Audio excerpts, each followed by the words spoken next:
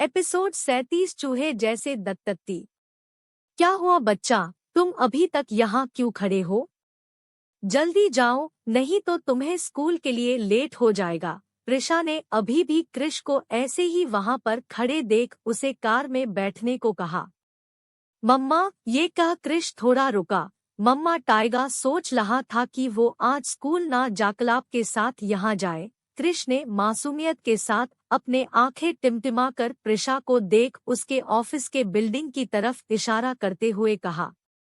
अपने छोटे से दिमाग पर ज्यादा जोर देने की जरूरत नहीं है टाइगा, चुपचाप कार के अंदर बैठो। प्रिशा कृष की बात का कुछ जवाब दे पाती कि इससे पहले ऋषभ ने कृष को घूरते हुए अपनी सर्द आवाज कहा।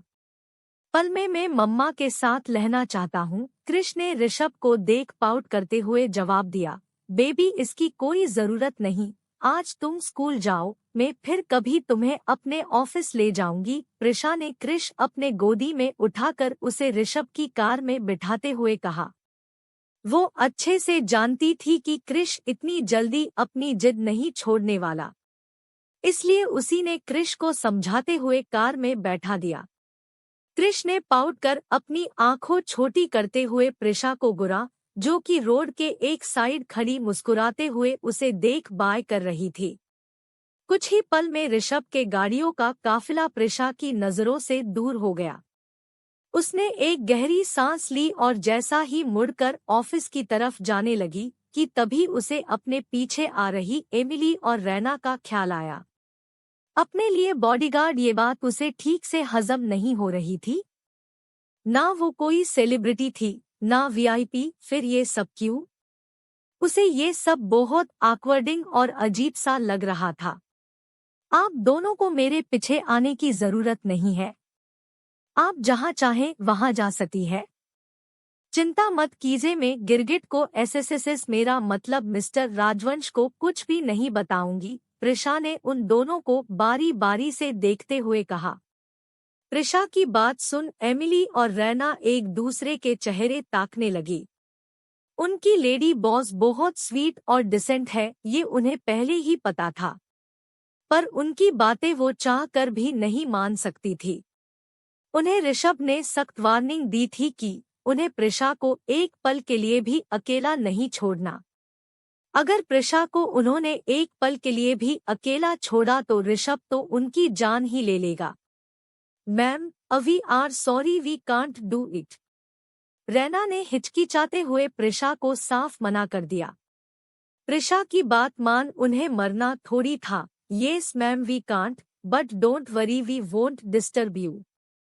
रैना की बात खत्म होते ही एमिली ने जल्दी से हाँ में हाँ हिलाते हुए कहा। देखो, पहले तो डोंट कॉल मी मैम, और तुम दोनों समझ नहीं रही, मैं यहाँ काम करती हूँ और ये बॉडीगार्ड्स, ये सब बहुत अजीब सा है।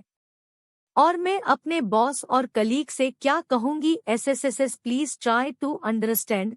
प्रिशा अपनी प्रॉब्लम साफ साफ जाहिर करते हुए रिक्वेस्ट भरी टोन में बोली।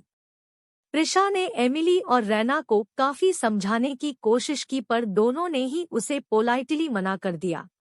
आखिर प्रिशा हार मानते हुए उन्हें अपने साथ ले गई।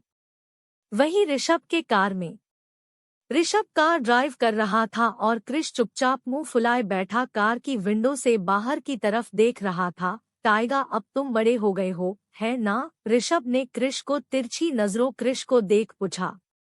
कृष को उसका सवाल कुछ समझ नहीं आया। आखिर उसके डैड उसे ऐसा अटपटा सवाल क्यों पूछ रहे हैं? हाँ, एसएसएस, Taiga is grown up now. Krish ने थोड़ा रुककर अपने डैड को शक भरी नजरों देखते हुए जवाब दिया। वो ऋषभ की आगे बात जानने के लिए काफी क्यूरियस था। So you are grown up now, but you are still sleeping with your mamma like a child. Rishabh ने कृष को टीजिंग स्माइल के साथ देख कहा। वो जानता था कि कृष को किस तरह से पोक करने पर वो खुद ब खुद उसके रूम से निकल जाएगा और फिर वो अपनी बीबी के साथ अच्छे से क्वालिटी टाइम स्पेंड कर सकेगा। तो इसमें आपको क्या? कृष ने मुंह बनाकर कहा, पर कहीं ना कहीं ऋषभ की बातों का इफेक्ट उस पर हो गया था। कुछ नहीं, ऋषभ ने अपनी चाल चल दी थी, अब बस रात को रिजल्ट की देरी थी। इसके बाद दोनों के बीच में कोई बातें नहीं हुई। कुछ ही देर में ऋषभ की कार्स का काफिला एक बड़े से स्कूल के सामने आकर रुका। स्कूल के सामने थोड़ी भीड़ थी, बहुत सारे बच्चे स्कूल के अंदर जा रहे थे। कृष ने अपनी स्कूल बैग उठाई और कार का दरवाजा खोल बाहर चला आया। ऋषभ भी कार से उतर चुका था। वो कृष को स्कूल के अंदर जाते हुए देख रहा था कि अचानक स्कूल की तरफ बढ़ रहा कृष दौड़कर उसकी तरफ आया। डैड, ये कह बिना वक्त गंवाए उसने ऋषभ के दाएं हथेली को पकड़ जोर से अपने सफेद दांतों तले दबा दिया। उसने बहुत जोर से ऋषभ के हाथ को काटा था। ऋषभ को थोड़ा थोड़ा दर्द भी हो रहा था, पर फिर उसने कृष को कुछ भी नहीं कहा। वहीं ऋषभ के बॉडीगार्ड्स और वहां आ जा रहे लोग उन दोनों को देख हंस रहे थे। Dad, I hate you, you can't stole my mama एसेसेस। गुस्से से ये कह कृष बिना वक्त गवाए दौड़ते हुए स्कूल की तरफ भाग गया। उसके चेहरे पर एक सेटिस्फेक्शन वाली मुस्कान थी।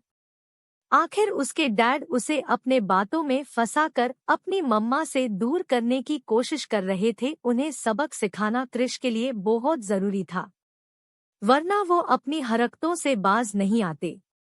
यही सोचते हुए कृष स्कूल के अंदर भाग गया। ऋषभ के खतरनाक मुस्कान के साथ अपने दाएं हथेली को ही देख रहा था, जिस पर कृष के छोटे चूहे जैसे दांतों के निशान बने हुए थे। You are really my son Taiga SSSS but don't worry I am your father too। ये बोल बिना किसी पर ध्यान दिए ऋषभ अपने कार में बैठ अपने ऑफिस की तरफ चल पड़ा।